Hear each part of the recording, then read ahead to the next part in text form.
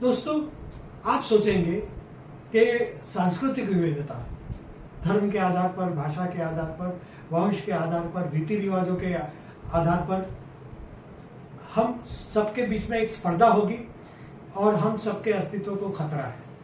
अगर विविधता है तो शांति कैसे हो सकती है? हम अपनी अपनी संस्कृतियों की जय जयकार करेंगे, या धर्मों की, या वंश की, या जाति की जय जयकार करेंगे, उसका वर्चस्व स्थापित करने की कोशिश करेंगे। ये स्वाभाविक है, ऐसा हम सोचते हैं, पर यह स्वाभाविक नहीं है। संस्कृतियां हमेशा उसमें विविधता रही है और कभी एक संस्कृति दूसरी संस्कृति को खतरा नहीं बनी है, नहीं कभी एक संस्कृति ने दूसरी संस्कृति को खत्म किया है। तो फिर हम इकट्ठा कैसे रह सकते हैं? ऐसे आपके मन में सवाल आएगा। इसका जवाब यह है कि हमें कुछ यूनिवर्सल वैल्यूज को फॉलो करना पड़ेगा, यूनिवर्सल मूल्य या नैतिकता के साथ रहना पड़ेगा। जो नैतिकताएं, जो मूल्य सारे धर्मों में मानव जाति के अस्तित्व के लिए जरूरी है, पूरी मानव जाति के अस्तित्व के लिए जरूरी है। उसके बिना मानव जाति एक संस्कृति के साथ भी नहीं रह सकती।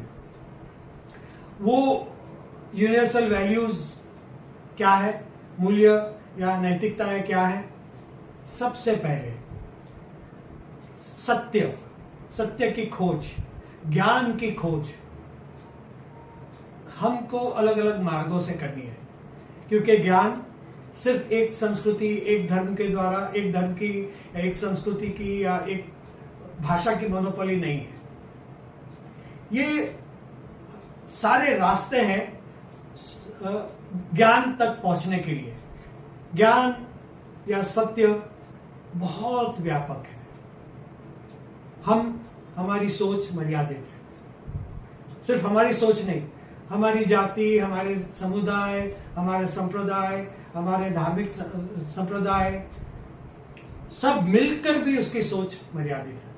इसीलिए हमें चाहिए कि सत्य के खोज में, ज्ञान के खोज में हम सब अलग अलग रास्तों से प्रयास करें, अलग अलग संस्कृतियों के माध्यम से प्रयास करें, अलग अलग धर्मों के माध्यम से प्रयास करें और वो व्यापक सत्य तक पहुंचने की कोशिश करें।